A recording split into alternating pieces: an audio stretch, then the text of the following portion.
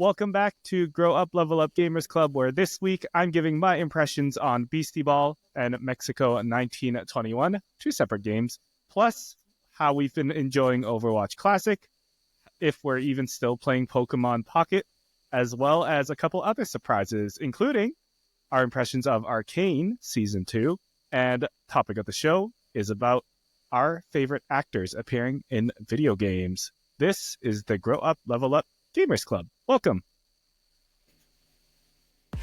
All right. I'll pull back the curtain a little bit. I had it on the preview mode, and I was clicking it, and I was like, why isn't it playing? So that's what that 5-second break was. But welcome to Grow Up, Level Up Gamers Club. My name is Samson. I'm hosting and producing, so thank you so much for your patience as I go week to week with this. And joined to me is Jordan, a.k.a. Sir Dr. JM. Hello. Pleasure to be here this week. Pleasure to be here indeed. At Grow Up, Level Up Gamers Club, our goal is to give you reviews, previews, impressions, and whatever in between that you can put in your 5 to 9 after your 9 to 5 days. Jordan and I's goal is just to highlight what we've been playing and what we think that you might like. So thank you so much for joining us. Thank you for giving us your time as we bring you through what we've been playing, what we've been enjoying in our gaming sphere. If you're joining us on YouTube today, or if you're joining us on audio, come to us on YouTube. As you can see, we got a very special surprise. We're both wearing white shirts. That's right. That's it. The only thing different from last week. And pretty much every week before that. But no, I don't think I'm going to spoil it. I'm going to get the people to come over to YouTube and take a look. See if you can see what's different between Jordan and I. We're very similar, I know. But if you can figure out what it is, put it in the comments below or tweet at us or screenshot it. I think it'll be fun. I wonder if people will notice, because I'll be honest, Jordan, it is kind of tricky to the eye to me. Yeah. Well, I mean, you know, I get it. You might have to look at a previous episode or two and then come back to this one just to be able to figure it out. So totally. Speaking of previous episodes or two, definitely check out our previous episodes. We've been doing Grow Up, Level Up Gamers Club this is our episode 14. So we're like a couple months in. We got a nice little backlog. There have been a few bonus ones in there too that were, you know, kind of, I don't know what to call them, side quests maybe. So Yeah, we interviewed Jerica from JK Games. We've interviewed Raul, who's working on a really cool Valorant coach project. So a couple side quests, a couple reviews, previews, and yeah, we've been on this for a while. So definitely check out some of our other stuff and stay subscribed if you want to see more. But today, like I said at the top of the show, on Grow Up, Level Up Gamers Club, we're going to be sharing our favorite actors in our favorite our favorite TV and movie actors in video games. It's the other way around. Plus, we're going to talk a little bit about this new show called Arcane. Well, not new. They got a season 2. New season. New season. So we're going to share our impressions of that so far. But first, we're going to talk about what we've been playing and what we recommend for the week. Do you mind if I start, Jordan? You absolutely can start. Excellent, because I'm excited. The first game I want to talk about is a game that just released this week, November 12th, so a couple days ago as you are listening to this, and it's called Beastie Ball. And I'm just pulling up the Steam page here, but Beastie Ball is a turn-based volleyball RPG where you coach a sports team of beasties. Your beasties' relationships grow and change, unlocking new abilities, combos, and plays. And it is developed by Wishes Unlimited and published by Clay Publishing.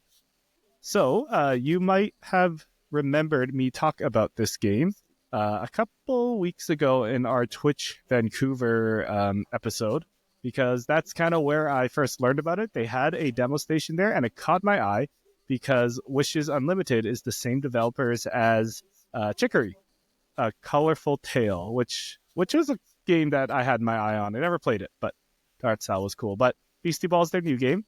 If you're watching the video version, I'm playing the Steam trailer. It looks like Pokemon for sure, but it is not about battling. It is about volleyball, which might be a very interesting combo. What do you call it? I don't know. What do you call it? Transparency? Okay. The game was provided by me by Greg Lobanov, who I found out as I booted up the game is the creator of the game, or led the team at least. So Greg reached out to growuplevelup@gmail.com, our business email, and said, "Hey, you were at the Twitch Vancouver meetup. It was so great that you were there. Here's a code for the game. So take my impressions with a grain of salt." But I received this game for free, and I played about an hour and a half of it between the other day and today. And my overall impressions is that I can't wait to play more. Nice. That's good. Yeah, it's a very charming game. If you're watching the video version, I'm trying to loop some video and whatnot. But you're basically a little cute anime character. Somebody said kind of like Scott Pilgrim style, running around in an overworld. Kind of like, you're kind of flat like Paper Mario as well. Mm-hmm. And these little beastie, I'm just going to say like Pokemon style looking guys running around. And the goal of the game is to recruit your beasties to your team, build your volleyball team, and then play these quick volleyball matches, which are your battles. So there's a lot of Pokemon analogs in this game, so you're going to hear me bring it up a lot, but you have your league, you have your gyms, you have your trainers, or I think they're called coaches.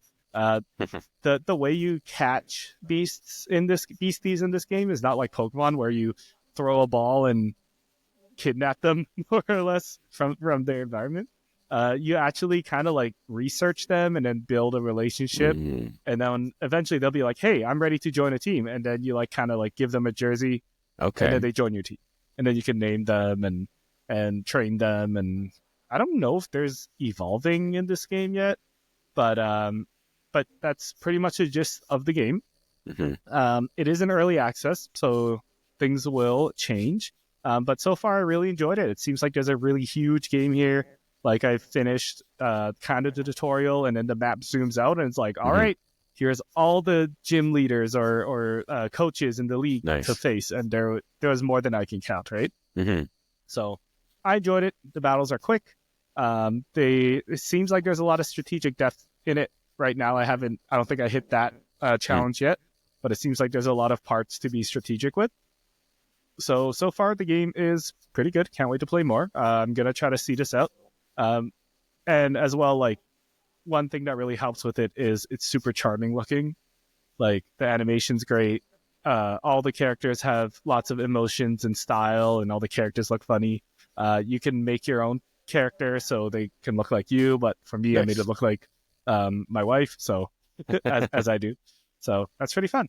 Yeah. Do you have any questions, Jordan? Yeah. I certainly have questions about this. Mm-hmm. I guess the first thing I'm wondering is, well, anecdote, first of all. It's a good thing that you don't catch these guys by throwing a ball at them, because if you're familiar with the Pal World lawsuit that Nintendo is currently pursuing, that's one of the things that they're claiming is an infringement on Nintendo, is throwing a ball to catch the pals, I guess. Yeah. So good thing they avoided that. But aside from that, I was going to say, I guess one of my biggest questions about the combat is how much does the volleyball style come into play, or is it more just, hey, it's a grid? Does it function very basically, or is there actual sort of volleyball aspect to the combat? Yeah, I can I can share a little bit more about how the battles work. So because it is, I don't want to say complicated, but there's a lot of parts some depth to it then. Yeah. So how it works is the battle starts, and say your team is serving the ball, and immediately you get to choose what kind of serve you want to do and which lane you want to send the serve to. The volleyball court is set up in like 2x2 squares on each side. So there's technically 4 spots your team of 2 can move in between. And then depending on where you move your guy in between is like kind of like where you're setting up for your next move. Okay. So you serve the ball, and then it goes to the opponent's side. When it goes to the opponent's side, the opponent gets to pick like a couple moves as their defense. When they hit it back, it's like their offense. And then as the ball's coming back, you're choosing your defense. You're setting up your guys to be in the right spot. Like at its basic core, you like, oh, I feel like they're going to hit the ball short. So I need to put a guy to the front and get ready for that. So there's some positioning behind the volleyball court kind of thing. Yeah. Okay. And then once you have the ball, There's also moves that is like a volley, and the volley is simply like you're going to set the ball up for your teammate, and then your teammate will pick like a move to hit it back over. So there's a couple steps you can do in between and combo between your teammates, and there's other side effects in there too, like I'm going to volley, and it's also going to heal my teammate, but then I'm going to set it up so my teammate's volleying back, and then, yeah. So there's a lot of little bits and steps in there to set up like combos, for example, between your two teammates and hit them back. The other thing I forgot to mention is that there's actually 2 ways to win a battle, and they teach you this early on. Volleyball points or defeating the enemies? There you go. Yeah, you got it. So first one is defeating the enemies, which is like wearing down their stamina. So when you send the ball back, or when you like take a ball, like I almost said Pokemon, make a beastie receive a ball, it actually wears down their stamina a little bit. Right. And then if that beastie runs out of stamina, they're like knocked out, and I think you lose. That's just the way, like, even if one of your beasties is knocked out, then you lose the match. Or you can strategically send the ball over to the side, and if you score 2 points on your opponent, then you also win the match. I think early on in the game, you face like the champion, and it's kind of funny. I don't know if this is spoilers, but the champion, because you meet this guy like 20 minutes in, the champion of the game is very much like an old, tattered, retired version of Red from Pokemon. Like it's like similar clothes, but he looks a lot like middle-aged. So, and then his beasties are like super high level, but that taught you, or that match taught you, like, hey, if you could score on your opponents, you can also win. You don't need to deal enough damage or whatever stamina reducing stuff to hit them. Right. So actually that kind of brings me to my first critique of the game. And I did say this is an early access. In fact, in the entire game on the top left corner, it's like press F to leave feedback, and I've yet to do that, but I'm like, cool. Okay, now I'm thinking. It makes you think in a way. It's like, oh, okay, how can this game improve? This is playtesting in a lot of ways. A little bit, yeah. Yeah. I found that the speed the information comes at you is a little too fast. Maybe it's just because I'm a beginner, but there's literally like, the ball comes in, you choose your move, and then it'll go like, Beastie number 1 got power up before I can even finish the sentence. It's already gone, and the ball animation's already going back to the other side, and I'm like getting ready to pick my next move. So I would love to have that, like, at least have me press A. It's like, okay, I'm done reading this, and then the next part of the battle happens, but it is quite fast. That being said, I actually really enjoyed how fast the game moves. I found myself like, oh, this battle's over, and it was like 2 minutes. Like, it definitely moves faster than a Pokemon game. Yeah. So that has been really nice. But yeah, like, especially since I'm still learning, like, what every little bit does. There's like a spirit type. There's like POW. There's stamina. There's speed. Like, I would like a little more time to take in all what that means. But it just looks like there's a lot of depth in there, which is cool. Yeah.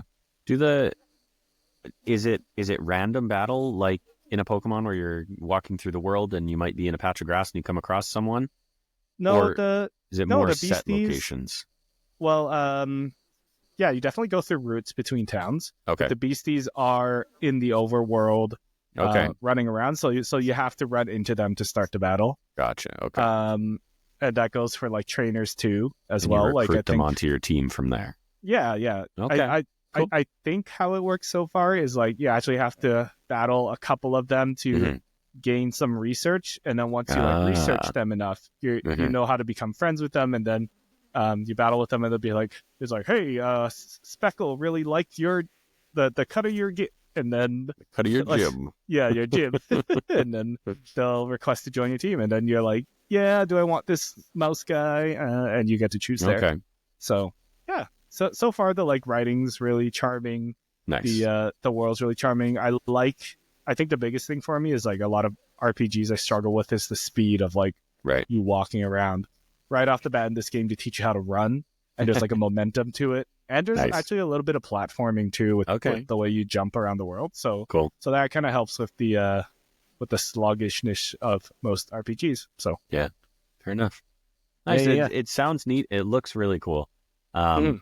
As soon as you mentioned you got a code for this one, and I took a minute to think about it. I remembered exactly what this one was. Yeah. How do you find the creature designs? I know you mentioned, do I want this mouse guy to join my team and everything like that? Do you like mouse guy, or are there others that you like more? Does it seem wide and varied?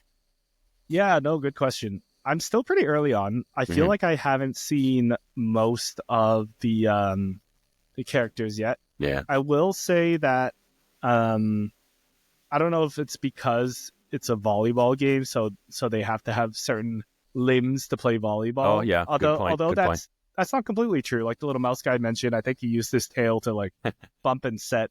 Okay. So they do get creative with it, but I found a lot of the creatures having that like 2 arms, 2 legs. Right. There's kind of a template, maybe. Yeah, maybe, but at the same time, there's like a bird creature that uses its tail. So I feel like I just haven't seen enough yet. Okay. But like the animations of the characters, their expressiveness, and the variety, even so early on, I feel like I've already seen like a large handful of them. I don't know how many are in the game exactly, actually. Okay. But it does sound like there is going to be a variety, and the ones I've seen so far, pretty cool. Pretty cool. Cool. Nice. I dig it. I one more thing about the creatures. I did notice that some of them, at first, I thought it was like shinies in Pokemon when you encounter a random color. But no, it's just the same creature with slight detail variations of them, like extra line, extra different color, and they're just different versions of the same species. Okay. Like it's like real life when you encounter like two robins, but I don't know, one has a redder belly than the other. Kind of thing. Cool. Neat. Yeah, looking forward to playing some more of that as the weeks come. It's a pretty good Steam Deck game. I can see myself just chilling out playing some of this. I have always found RPGs, and especially turn-based type stuff, suits me best on the go kind of thing. It's a big reason why I fell in love with Persona 4 Golden on the Vita, and it's a big reason why I have never made it past the first couple hours in Persona 5. So, because it's locked to the console. So I think you can get it on Steam Deck now, but I don't have a Steam Deck. So fair enough. Yeah, maybe one day on the phone. Maybe they got to make like a handheld as small as the Vita, though. That's different. Yeah, we'll see. Jordan, what have you been playing so far this week? What do you have to recommend? The big one that I've been playing, and really the one that I've been just obsessing over, is Pokemon Trading Card Game Pocket. Of course, we talked at length about it last week, and I hadn't gotten too far in. I was mostly on the collecting side, maybe a little bit of battling, but I wasn't at a point where I really felt like I even had actual decks built that could stand up against, live players. So I was mostly doing the solo battles, working my way through the Lapras EX event that was on, as well as the tutorial battles. They have the beginner, intermediate, advanced, and expert solo battles. And since then, had a few days off work, but also went on a little trip to Calgary. And the only thing I really had to game on was my phone. So I spent, honestly, a good 2 to 3 hours every night after everyone was in bed, One Piece on the iPad and Pokemon on the phone, and just blazing through these battles. I can now confidently say that I am obsessed with this game. I think previously I would have said I was enjoying it, but I wasn't too sure how much I would be into it. And now that I'm battling, now that I've built a couple decks that can really hold their own against other people, I'm having a blast with it. I'm still making my way through the 45 wins to get that emblem for the current, I don't know what to call it, event that's ongoing right now. Challenge, yeah. The versus event, not the Lapras one, but the one to play against actual people. You got to get 45 wins to get it. I'm at 33 wins, so I'm doing well. Last night, I had to break out of the mold and move away from my Mewtwo Gardevoir deck because it seems like people are finally starting to counter it. And so I built out a what is it? Who are the key players here? The Pikachu one? Dragonite. Nope. Oh. Dragonite Frostmoth. So Okay. it's I'm really having fun with this deck because where Mewtwo Gardevoir, sorry, we're getting into the weeds here. With Mewtwo Gardevoir, you're always working to build energy for Mewtwo so you can do his, big 150 damage move. With this new Dragonite deck that I'm running, it's all about building up your Frostmoth so that you can basically perma-sleep people and then unleashing your Dragonite on them, which has a lot more chance to it. It is a lot more luck of the draw because you're dealing with water and lightning type energy rather than just the psychic that you are with Mewtwo and Gardevoir. And on top of that, Dragonite's big move does 50 damage to random Pokemon on the enemy team 4 times. So if they have, their whole bench and an active Pokemon, you could only do 50 damage to each one if that's how the luck of the draw sees it. You could do 200 damage to only one and leave all the rest untouched. So I'm kind of having a lot more fun with this deck because it feels a lot more, again, a lot more random, a lot more chance-based, which is kind of fun, honestly. I'm a little bit like, it's fun to be OP and it's fun to just blast through people with Mewtwo Gardevoir.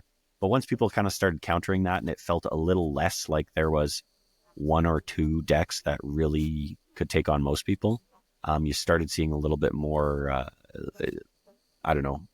broadening of people's horizons and in their decks.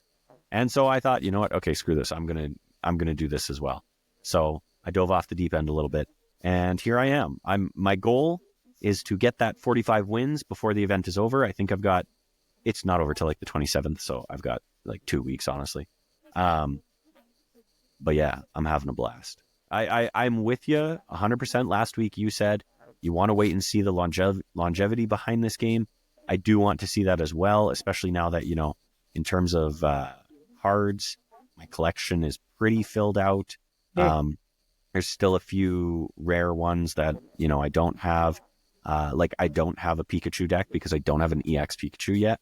Wow. I don't know why. I just can't seem to pull it. I'm trying to think now. Like, I've got a Moltres, I've got a Charizard, I've got a Starmie, an Articuno, or at least one of these.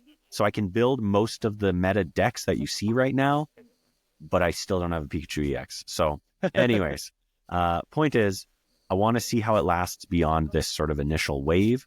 But I think I'm closer to where you were last week, where I'm having a lot of fun with it.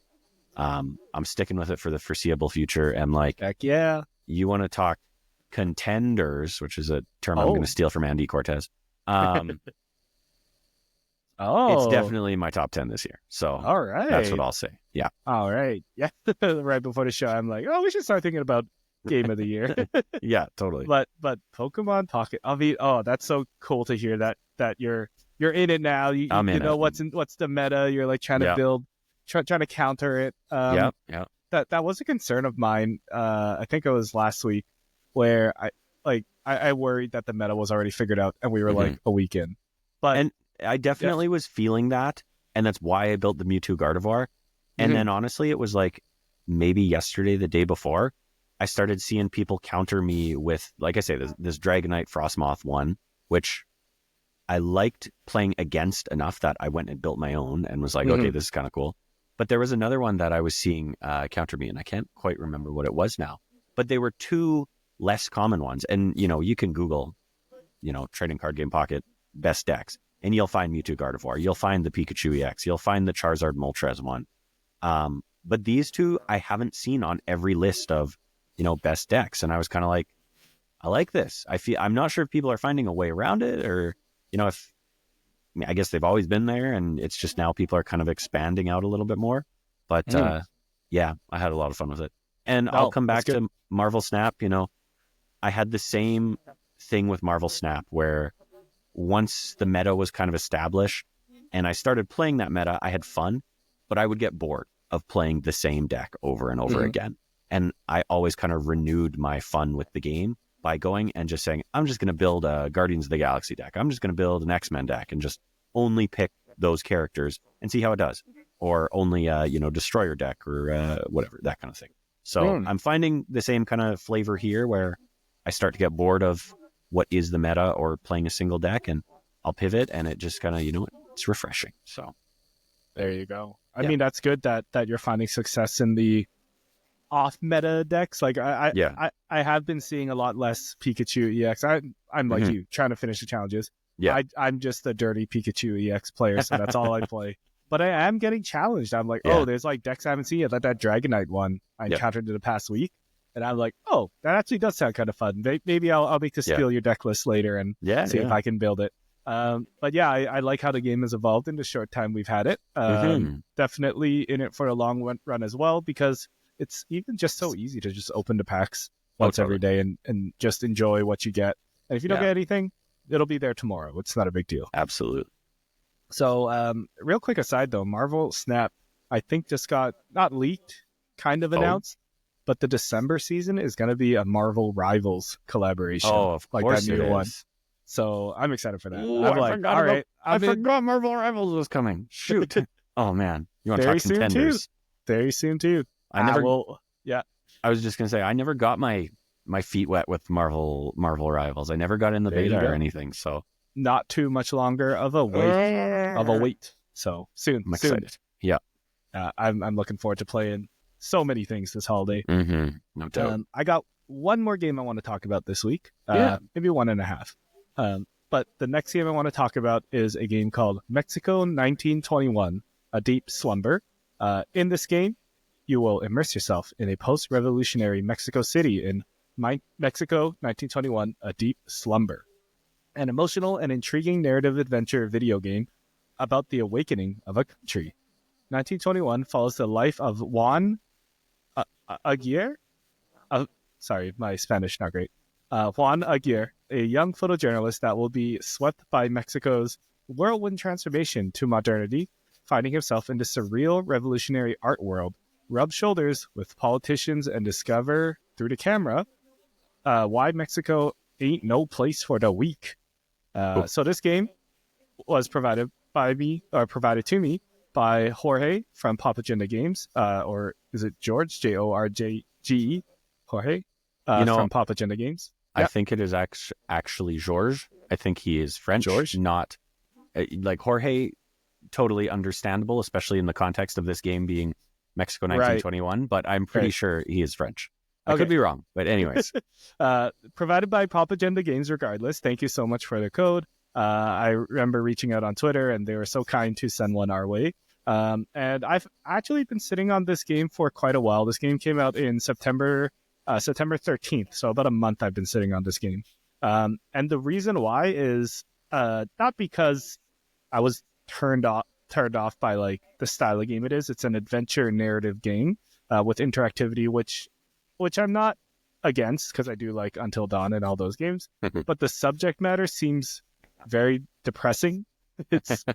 It's the game starts off with like a murder of a politician, and then it starts off with like, all right, let's investigate this murder. And then the first part of the game, you're not playing as the main character of the camera. You're like this detective who goes and immediately starts interrogating like 5 different people, and he's very angry. So I had a hard time starting this game because it wasn't the happiest go lucky subject matter, but I gave it the fair shot this weekend. And then this is such a unique project because, for one, it's kind of based on history, so I'm learning a lot about the history of Mexico as a country and kind of what their country was like in 1921, the year the game takes place. Plus it's cool to see like history in the making, kind of the parallels between Mexico and kind of what the rest of the world was like. So I am into it. So far, it's a very straightforward game. I am doing a lot of like exploring, getting the right clues, going to the next level.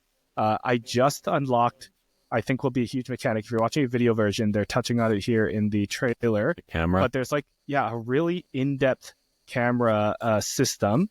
And let me just try to rewind here for the video watchers. If you look on the right side, there's buttons and controls for like zoom, aperture, focus length. So there's so much like different little parts to play around with, and having that be a part of the game, I think is really cool. So I'm excited to play more because of this camera mechanic. I'm not sure if you're taking pictures of evidence, if it's like Phoenix Wright where you have to find the right evidence and present it in the right way. But that excites me, so I'm excited to keep playing. The style of the game is also very unique. It's like this kind of play-ish, cartoonish style. It's kind of interesting because like I think the character's lips move to the Spanish track, right? But I'm playing with the English audio, so it doesn't match. But I also feel like now I'm watching like a dubbed version of a TV show, so that also lends to the charm of it. Yeah, excited to try this out. Like I said, the subject matter is I don't know if depressing is the right word, but it's not exactly heavy. The most. Yeah, it's heavy. It's like very serious, but also it's really cool because I'm learning a lot about history and about a country that I've known about my whole life, but definitely not in this historical context or sense. Yeah, it's very interesting. Checking out their Steam page, it does seem very intriguing. They clearly have a very distinct style and kind of ethos that they made this game with. You can tell that the Mexican influences are, everywhere in the game, right? The font treatment, the icons, the I don't know what to call this, cover image, the UI, that they have. the style, yeah, totally. Yeah. And yeah, it's an interesting art style for the subject matter, right? You could easily see this being a very, Unreal Engine 4 kind of use the most realistic character models they could kind of thing. But I think it adds something having this unique kind of, I don't remember if you said it, but it almost looks like the characters are kind of made out of clay or something. And yeah, it's very, very interesting. Yeah, like an old timey animation style. Totally. Yeah, with the puppets and the clay. Yes, almost marionette kind of thing. Yeah. Good point. Yeah. I thought that really sold the charm of the game. I forgot to shout out the developer and publisher. It is Macula Interactive. They seem like a small team from Mexico as well. So this game, I'm really looking forward to finishing. It's just I have to be in the right time, like mindset. I have to be ready to accept a lot of these complicated topics and not great topics, but it's like I just also got to pretend I'm watching like a documentary or I'm reading a history textbook and treat it that way. That really helps. Yeah, I have a hard time with games like these for that same reason, right? You really got to kind of be in the right mood, the right mindset to get into a game like this. It's a big reason why I've never touched Disco Elysium, which a lot of people who have played Disco Elysium will tell you it's maybe one of the best games ever made. Certainly one of the best best well-written games ever. And it has a very clear message and very clear themes that, of course, if you're familiar with the game, then you're familiar with those. I've downloaded it before, and then I watched some videos of it, and I'm like, just don't know if I have the mental bandwidth for that now. So I get that. Not to mention it's very long, so you're in you're in that kind of world for more than one night. So or like if it's a movie, like 2-3 hours. So absolutely, it's tricky, but sometimes it is important though to visit those kinds of stories and get that perspective, just as a person, so you understand, right? Yep. Awesome. Next game, real quick. I don't think I have too much else to say about this, but Overwatch 2 Classic came out a couple days ago. Just Overwatch Classic, or is it Overwatch 2 Classic? Is it Overwatch Classic? Or was there ever really an Overwatch 2? These are the questions we ask. Yeah. Good point. Basically, what Blizzard did is, or I guess Xbox now, Microsoft. They call it Overwatch 2 Classic. I just looked it up. Yeah. Interesting. Overwatch 2 Classic. They brought it all back to the first patch. Only 21 heroes. They reworked all the characters. It's 6v6, which is the big one. And just said, hey, you guys wanted 6v6 so bad. It was so good back then, right? Let's see. Tell me what you think. And I will say, like, fun? 8 years ago is a long time. I'm not going to lie. 8? I say 8. Yeah, 2016. 8 years ago is a long time. Like, Like, I didn't even start dating the person I would end up married Oh, 8 years ago, right? Like, like Nice. that's how long the time it is. Yep. And then seeing all the old characters and just all the silly comps and the stuff that we remember fondly, like it's still there. Yeah. And being able to play it again was like we definitely played about like 15 games and laughed, and when we lost it was whatever because this is not that serious anyways. And then it was a lot of nostalgia dipping kind of thing. Yep. Nostalgia enjoying, is there a word for that? Sure. Basically that. I know what you mean. Like a night. Yeah. I would say like it was interesting though. I think my biggest takeaway at least is like we're in a better spot now. It's in a better spot now. Yeah. But it was interesting going back to those early days with the knowledge we have now. It was almost like time traveling. Yeah, that's funny. I went back, and now my mechanics on Cassidy are way better than they were. Oh, so okay. I was stunning and like clipping tracers. I was Fanda hammering. It was also quite broken. I was Fanda hammering like Roadhogs, rolling Fanda hammering again, just because I knew to do that. Widow, I was easily hitting headshots that I couldn't hit 8 years ago. Nice. Zarya was like, I remember when Zarya came out, I think unanimously our group was like, this character sucks, this bubble, you have to get hit to take stuff off. Would you want to do that? But we played launch Zarya, and she absolutely shreds everyone. You just take a little bit of damage, and then you walk in, and you're immediately like, deleting folks. So it's funny going into that era of Overwatch again with the knowledge and mechanics that we have now. Oh man. So that was kind of fun because like it was also just interesting seeing like how fast everyone's ultimates built up. Right. Like I played fair for like 30 seconds, and then I got my barrage, and Mercy mass reses were like back again, and I'm glad they took that away because it'd be like, we won the team fight, and then we're like, wait, where's Mercy? and then Resident, we'd all do it again. So that kind of stuff was fun to reminisce on and play in.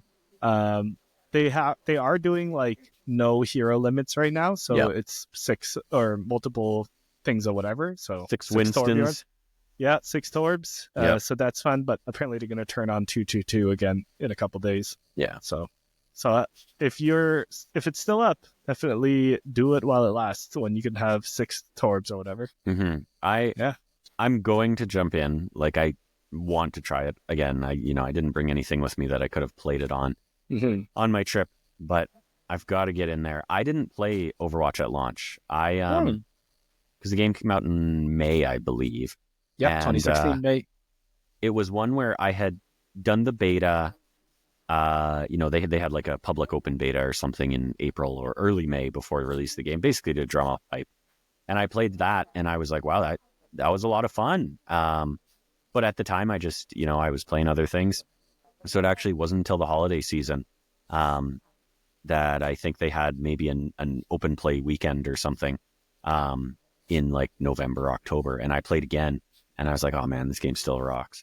So then I picked it up during the holiday season, and that's when I got into it and obviously kept playing and everything. So I kind of missed that very launch window. I'm sure there were a ton of tweaks and balances and stuff like that I didn't see. But I do remember, a lot of the old mechanics. So like you're talking about with fanning the hammer to, counter Roadhog and stuff like that. I obviously remember classic Symmetra with her turrets and, classic Tor building his turrets up and everything like that. It was funny watching their socials leading up to this, because they were tweeting out lots of these old mechanics that I'm sure a lot of people either don't even remember or weren't aware of. I mean, Hanzo's scatter shot. I have the video playing right now on my phone, so I can remember some of this. I forgot that Bastion could heal himself. Things like that. So I am very much looking forward to getting back in. And I've never been one who's been a bring back 6v6 or anything like that. I just, to me, I appreciate Overwatch's competitive side on the esports side more than anything. I never got big into comp. I mean, every now and then I dipped. Oh man, that belly cut as soon as you brought that video up. Started right on Roadhog's belly.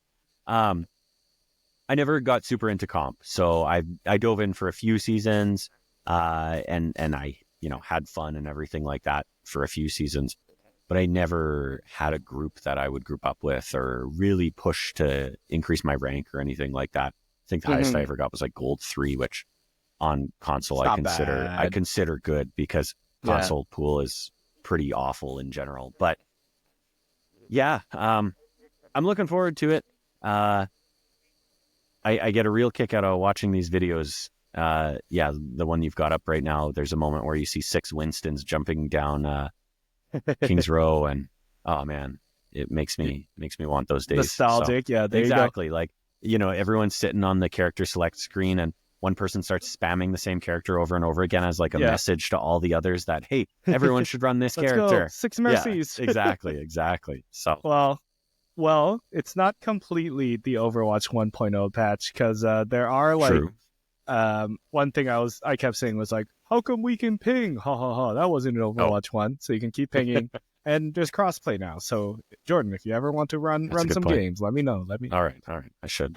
But yeah, it's quite funny seeing all the things they worked out at the game, and I guess they put back in for this like mid-season patch. I'm gonna enjoy it while it lasts.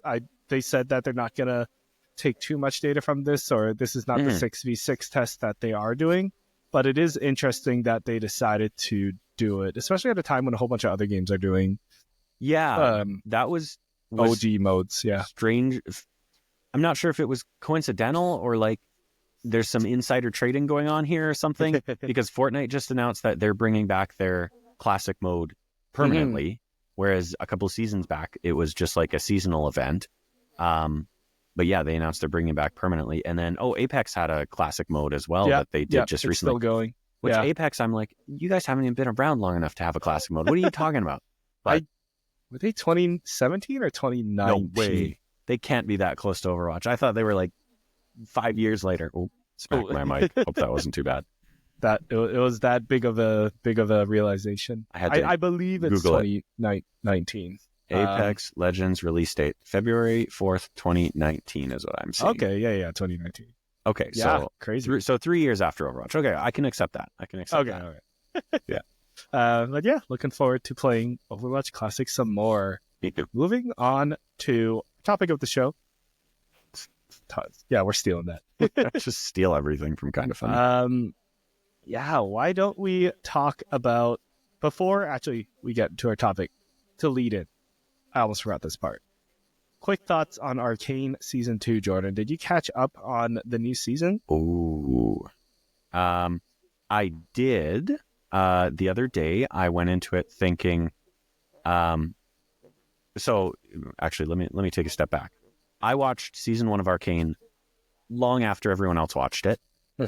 It was the show that I watched while I was at the Overwatch League Grand Finals. The final Overwatch League Grand Finals. Not at the Grand Finals, but on my trip there, I watched it on the plane, and I watched it when I was staying at the place I was staying at night and everything like that. And that's when I binged the first season. And that's when I became a big fan, because I think it is a very well done show. So seeing that Season 2 was coming out, I had told myself I was going to wait till the whole season was out to watch it, because I just appreciate it that way. Yeah. And then I caved because people were saying it was really good. And I thought, okay, I'm just going to watch the first episode. So I started the first episode at like 11 p.m. just the other night. And then it's 2:30 in the morning as I'm finishing the third episode, because I just couldn't stop after one. I just wanted to see, what else was going to happen. And I just enjoyed it so much. So yes, I am caught up. And yes, I like it quite a bit. Mm-hmm.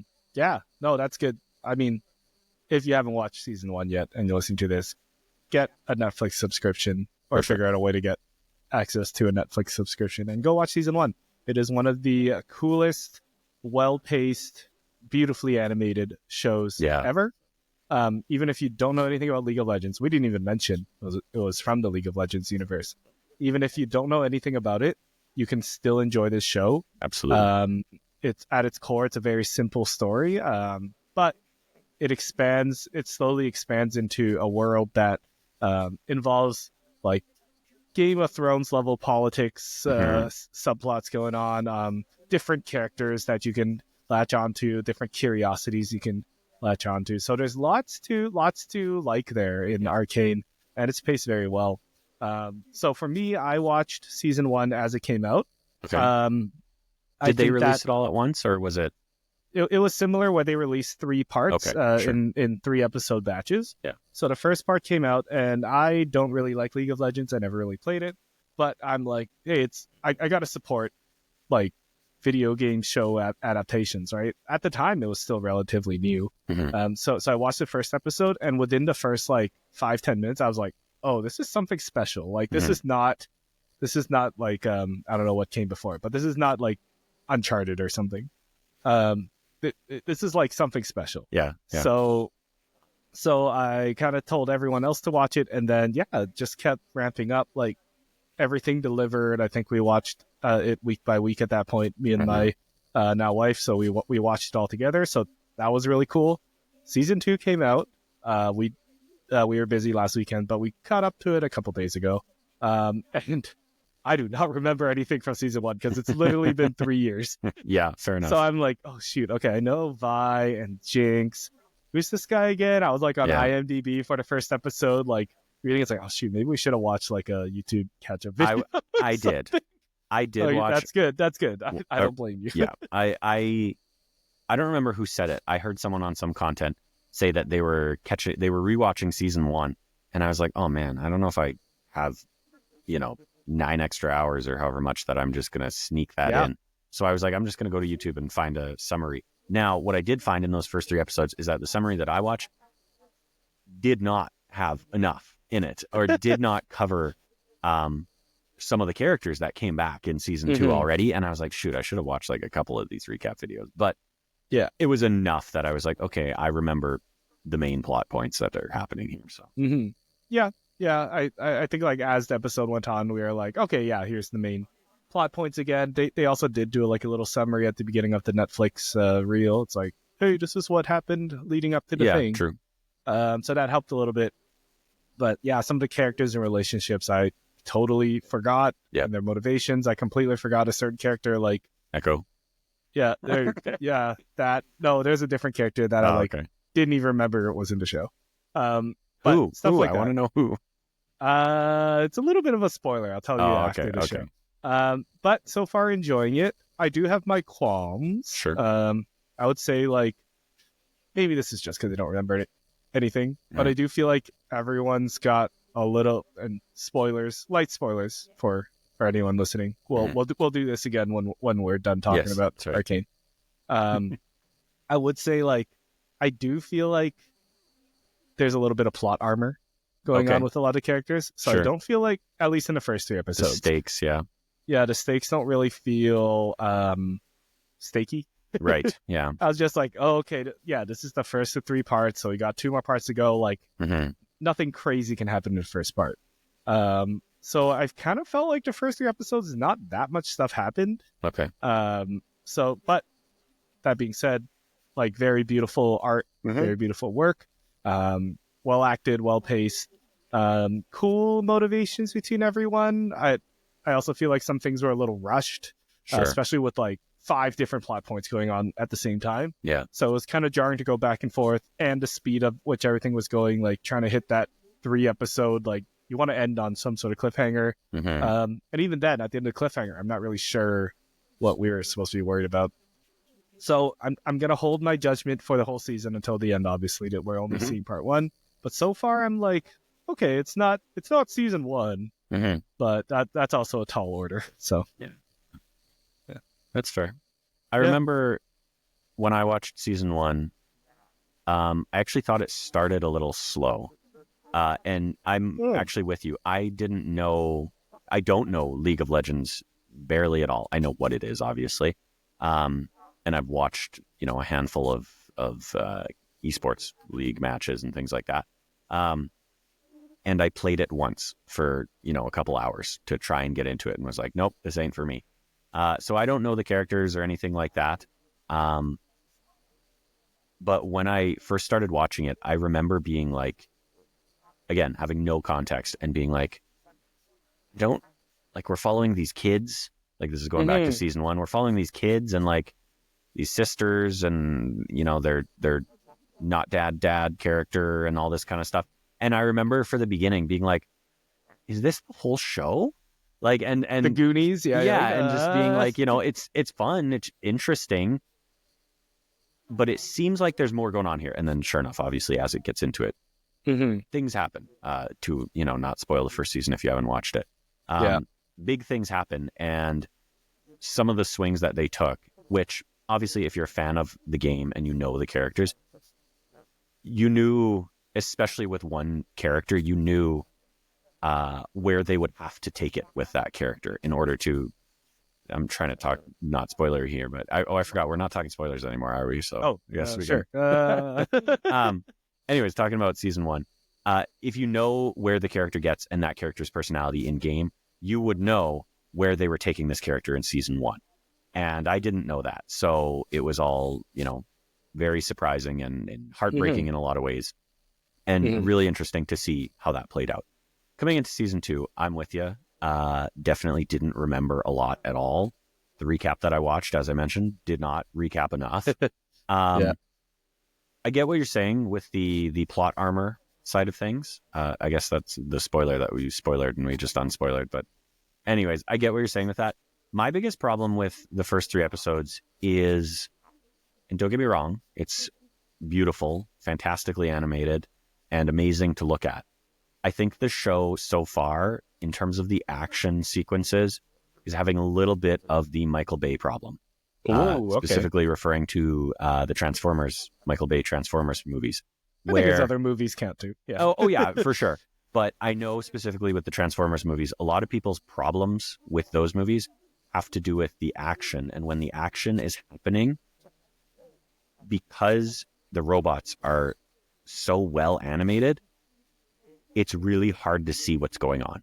It's just a jumble of car parts and mechanics morphing and transforming and explosions.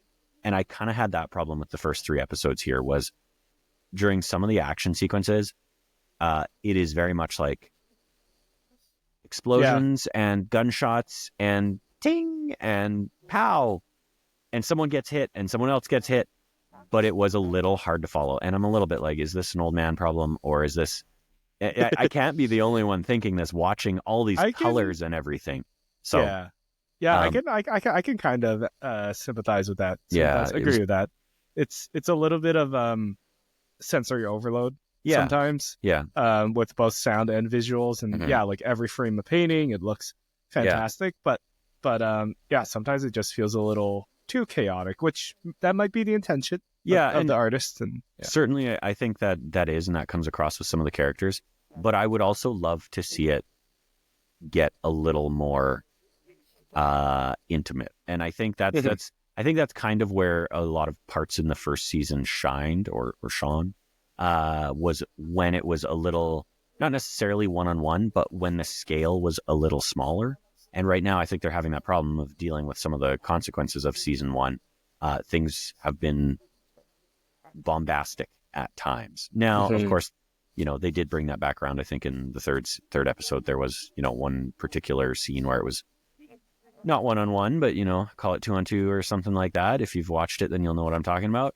And that was a little bit more of what I wanted to see, you know, a little less chaos and a little more, bringing it a little more personally between some of the characters. And I think that's, like I said, you know, the interpersonal relationships between some of these characters, I think where it really shines.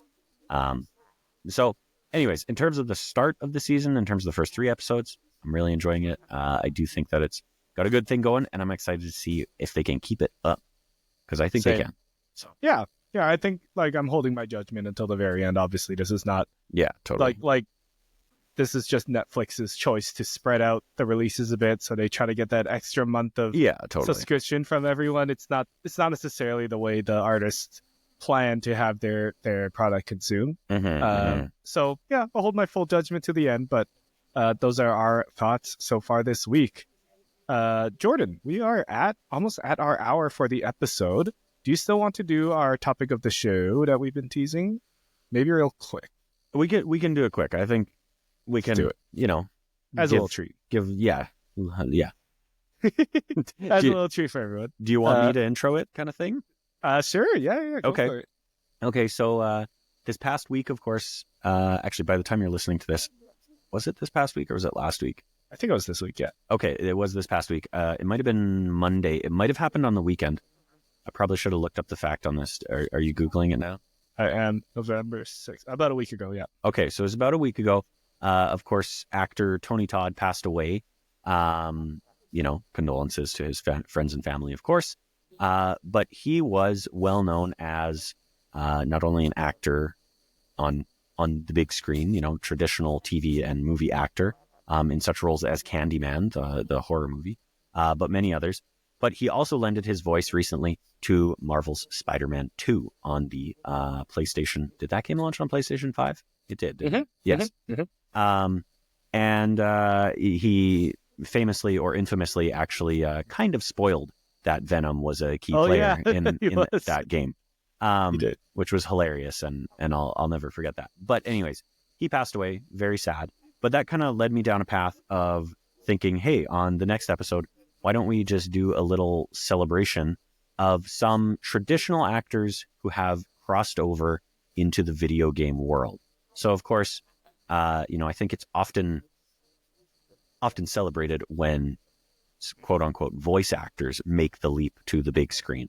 Now, I want to go on record and say that all actors are actors, and obviously we have great appreciation for many voice actors in particular because of what they lend to video games and bringing video game characters to life. But given Tony Todd kind of went the other way, he was more of a screen actor coming across to video games every now and then. I wanted to kind of look at some of the traditional actors who have jumped over to video games and share some of our favorites. Fun.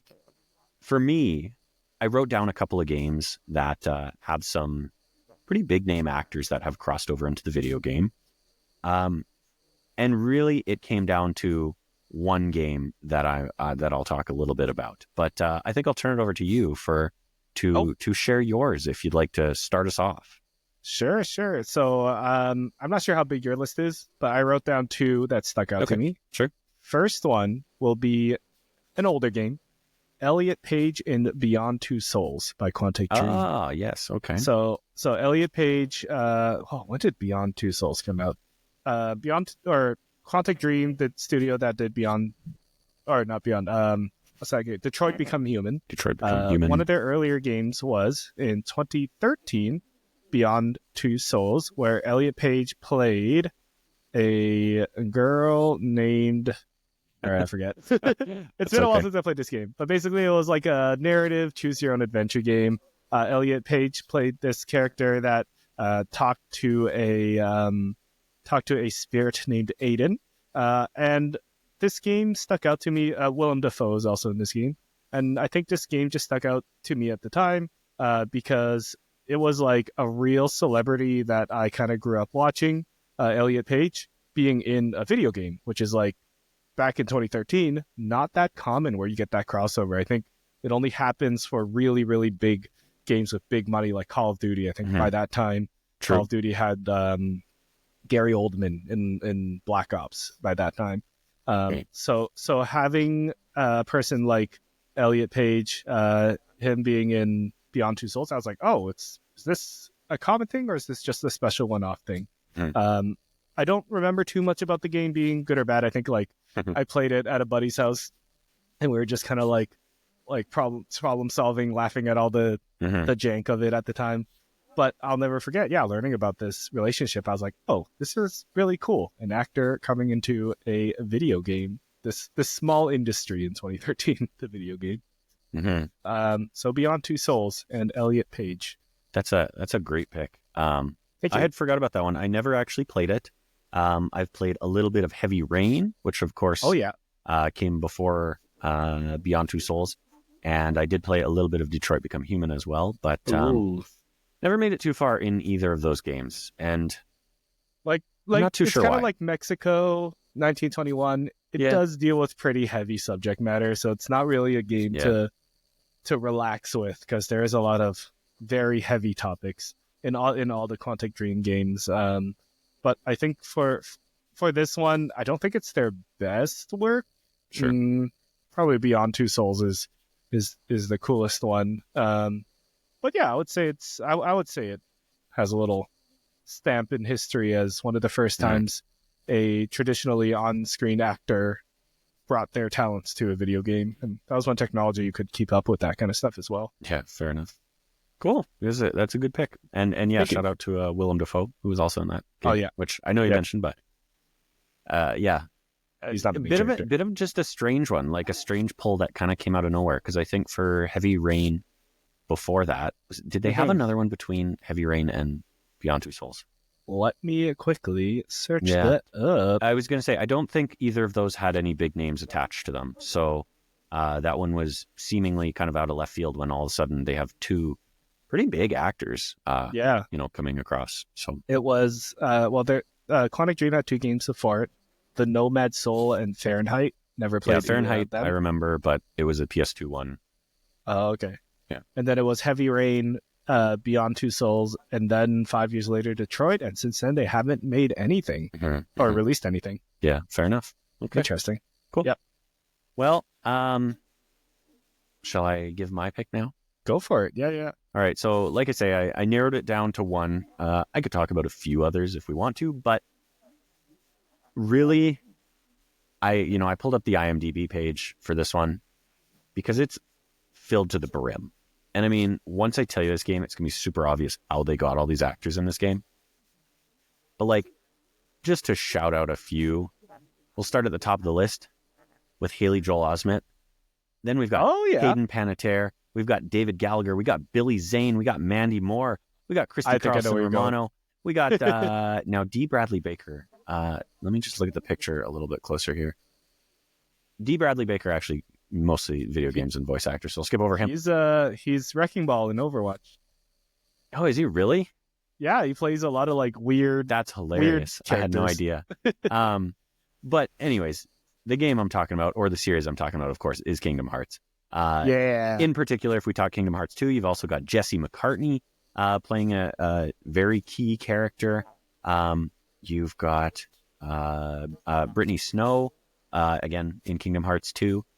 And again, I mean, it's a Disney property, so of course they tapped, a lot of pretty big names to lead this series. But I've always really been impressed with, shout out to, my man, the main guy, Sora, right? Haley Joel Osment. When he started Kingdom Hearts 1, he really gave his all to this character. And then Kingdom Hearts 2 comes out many years later because it took way too long to make. And then Kingdom Hearts 3 even longer than that. And he has stuck with it the whole time. And actually, if you're a Kingdom Hearts sicko like me, you'll know this already. But if you are a fan in passing or anything like that, I can't remember what the series was called. But IGN recently produced a series where they talked to some voice actors or actors, and they're playing games with them while it's ongoing. And they did one where they sat down with Haley Joel Osment, and he plays some Kingdom Hearts with them, and they just talk about the role. And the way he talks about it is actually really nice to hear. I think he treats it with a certain level of reverence that, maybe you don't see all the time. But he talks about the fact that Disney and Square were willing to work with him on this through major life changes in his own life, right? Because it took place over such a long period of time. And one of the most interesting things, too, was that his voice changes from the first to the second game. And it would have been so easy for them to either cast someone completely different or cast someone who sounded similar to Sora in the first game throughout the rest of the series. But they didn't. They really let him develop this character and stuck with him throughout all the games. Obviously, there's a billion spin-offs as well that he voiced Sora for, in addition to that. So, yeah, I really, got to give props to him. Obviously, not so much a big screen actor nowadays. I think he mostly does voice roles now. But of course, he was a child actor. He kind of the epitome of child acting, and I don't know, late 90s, early 2000s, right? He was in a ton of stuff. So he was a pillar of movies for that generation. I remember growing up and seeing Haley Joel Osment and be like, yeah, I know that guy. You knew that kid, right? You're like, that's the kid from The Sixth Sense, or that's the kid from... or AI. Exactly. I watched AI a lot. Exactly. So yeah. That's awesome. I didn't. Yeah. So the series you're referring to IGN is doing is called IGN Arcade. And it's like a fireside chat. Yeah. Between the host and the actor. So I'll have to check that video out. Seems really interesting. You should definitely watch it, because he talks about some of the other roles he's done too in video games. But when he talks about Kingdom Hearts, as a fan, it felt very sentimental hearing him talk the way he talks about it. So really appreciated that. But, and one other character that I want to shout out specifically from this, actually, this could be fun. Do you have, which way do I do this? Do you want me to give you the person or the character, and you have to tell me who if I give you the character, you have to tell me who did the voice, or if I give you the person, you have to tell me what character they did the voice for. Give me the person, and I want to guess the character. Okay. Yeah. The person is Lance Bass from NSYNC. Oh.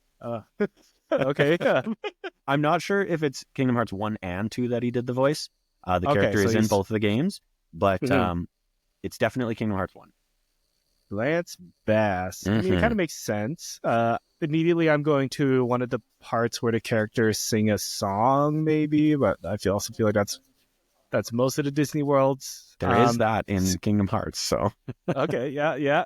I think he's Hercules. He sounds like a Hercules. Good guess, but you're not quite there. What if I said to you, he's a Final Fantasy character? What Final Fantasy character would you put him on? It's Bass. I don't know. Like, he seems like, because in real life, and I know acting is different, seems like just like a nice guy. So like, I like immediately my mind goes to Cloud, but I don't know. Cloud's kind of serious. I'm just gonna say Cloud. That's a pretty darn good guess. He voices Sephiroth. Oh, that's okay. Yeah. And isn't that amazing? Like that's like, I think at this point most people who are fans, know that. But like, you ever want to drop a random video game fact on someone? Ask them to name the character that Lance Bass voiced, and if you give them Kingdom Hearts, I bet that won't be in their top 10 guesses. Yeah, now, I'll have to look up some clips of Sephiroth and think. And I don't think you'd know it either. I don't think you'd know it either hearing him talk. You mentioned Hercules, and Hercules, at least in maybe Kingdom Hearts 2, I'm not sure if it's 1 or 2, voiced by Sean Astin, of course, who has been in a ton of stuff as well. Sean Astin, you might know as Samwise Gamgee in Lord of the Rings. Oh, okay, yeah. Oh my gosh, that's wild. Yeah, I know the original Hercules voice actor did voice Hercules in either 1 or 2. I can't remember which. But yeah, Sean Astin did the voice in the other one. So very interesting. I learned so much. I didn't know. Yeah, this game's very star-studded. Kingdom Hearts rocks. Kingdom Hearts. Yeah. I mean, my next pick also very star-studded. Oh. But I do want to shout out just one person in particular. In the 2010s, I watched 2 shows only. Okay. I watched Glee. Oh God. And I watched The Walking Dead. So real quality television. I could have been watching Game of Thrones. Could have been watching, I don't know what else is good out there. But from that, I really thought it was cool when Norman Reedus joined Death Stranding. Well, first Silent Hill. PT coming up again from the other week. But yeah, him being in Death Stranding was really cool. Just seeing, and like, he played the character that he played in The Walking Dead, and he's kind of typecasted. But it was really neat to like, and the nature of the game is it's so intimate, so you're kind of like hearing all the grunts and struggles and little one-liners of Norman Reedus the whole time. So I thought it was kind of like a Norman Reedus simulator as well, in a sense. So I thought that was really cool, Norman Reedus in Death Stranding. I'm sure that's what his everyday life is like, delivering just packages and carrying babies on his back and stuff. Yeah, just grunting, being a little confused and not wanting to do stuff. It's like, it's a bad idea. I don't want to do it. Yeah. What about you, Jordan? What's your next one? Um, I'll be honest. I closed my notepad and Oh no! now I got to find it again. It's opening. It's opening. It's opening. Oh no! I clearly deleted my notes. Oh wait, it was on my phone. Here we go. Well, here we go. I got it. Okay. Okay. Next one that I was going to shout out was everyone's favorite, most mid game, at least my favorite, most mid game, the Horizon series. Horizon Zero Dawn and Horizon Forbidden West. Is it mid? I just feel like it's overshadowed by everything else. Maybe it's a hot take, I never played it. Oh, I'm not crazy about Horizon. Fair enough. That's a whole topic in itself. I can talk at length about that because I was and now I'm not. Anyways. But yeah, I wanted to shout out, now I'm forgetting his name. He plays the character of Silence, and he also recently, Lance Reddick, there it is. Yeah. Lance Reddick, and of course he passed away a couple years ago now, I think. But he played Silence in the first Horizon Zero Dawn, the first Horizon game, Zero Dawn, where he was a pretty main character, or a pretty central character at least. And yeah, his performance was just fantastic in that role. And another one where, crossing over into his personal life, I think you saw a lot of personality from him, especially if you followed him on Twitter. He was a staunch advocate for a lot of good causes, and a really fun person to kind of feel like you get to know through the lens of Twitter and everything like that. And then he returned for Horizon Forbidden West. However, I believe he passed. I don't remember if he passed before it came out or not, but he had finished his role in Forbidden West. Sorry, it's hard to remember. And he was in Destiny as well. Oh, that's right. I think around that time it was like everything was kind of closing up, and then he said. And I think Destiny has like a memorial in game for him now as well. Awesome. But yeah, just another one that. I mean, obviously talking about Tony Todd passing and everything, another sad one that he also passed away. But one that really kind of, I think, left his mark on, I guess a few different games that he had a part in. So, that's awesome. I'm out of picks if you got one more. I mean, the only other one that came to mind, and it was more just thinking about recency in a lot of ways, was, of course, Until Dawn, which we talked with Jerica about Until Dawn quite a bit. Of course, Hayden Panettiere is a main character in that one. But they also, that was one of the first things, or at least for me, the first thing that I remember, the guy who eventually went on to play Freddie Mercury in. Rami Malek. There it is. Yeah. And of course, before the Freddie Mercury movie, whatever that was called, Queen, maybe. It might have just been called Queen. He's the main character in iRobot, right? Mr. Robot. Mr. Robot. Sorry. Yeah. Mr. Robot. And I never watched Mr. Robot, but I remember seeing the commercials for that and going, that's the guy from Until Dawn. And of course, more people were like, what the hell is Until Dawn at that point? But shout out to that series. Shout out to Supermassive, the company that makes those, because they have had the opportunity to work with a number of pretty big screen actors. Of course, London Tipton. Brenda Song. Yeah. Brenda Song. There it is. Yep. That's good. She was in one of those. So yeah. Quick shout out to Brett Dalton, also in Until Dawn. He was the cocky jock guy in the game. Yeah. I was familiar with him because he was a major player in Agents of S.H.I.E.L.D.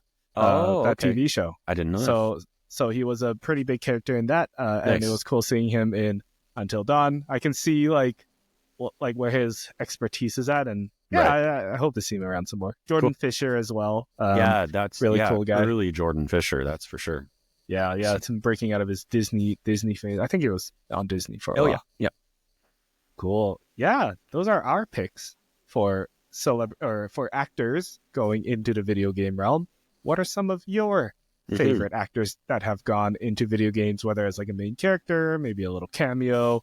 When I was researching this list, Conan O'Brien came up for Death Stranding as well. That was funny. He's apparently in the game. Yeah.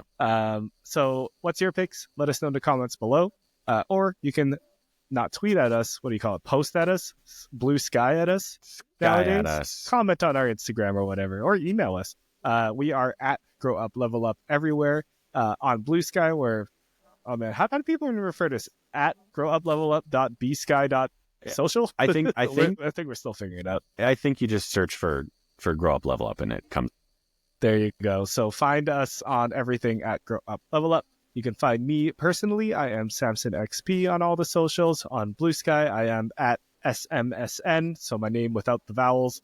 Find me there as well. I'm also getting more active on that site. It seems like everyone's excited to go to Blue Sky, whereas with Threads, I feel like everyone's just like, I guess this is the alternative, but now everyone's hopping over to Blue Sky, and so far, so good. So far, so good. Yep.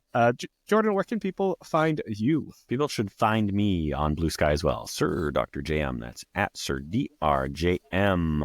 You can also find me on Instagram at the same handle, although that account might be private. So follow me on Blue Sky because that's where I am going to try and post things more frequently.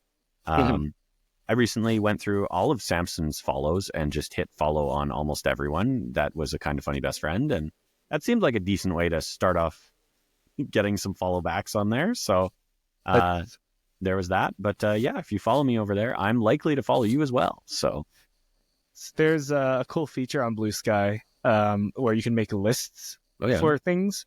And then at the top of the list is just a follow all. So for like Kind of Funny best friends, for games journalists, for I think there's like even some for like interesting people in Vancouver. Cool. If you find those lists, you can just hit follow all, and you can even be asked to asked to be put on the lists as well. How can I find that? Talk to me after. Just search it. Yeah, there you go. But thank you so much for joining this week. Next week we are going to talk maybe about our Game of the Year watch, because that time is coming up. So get thinking. We got to think about our contenders. That's right. Thank you so much for joining us this week. Subscribe, follow, do all that, and we'll see you next week. Jordan, what's your famous last words for the night? Famous last words for tonight are that positivity can be a big predictor of success.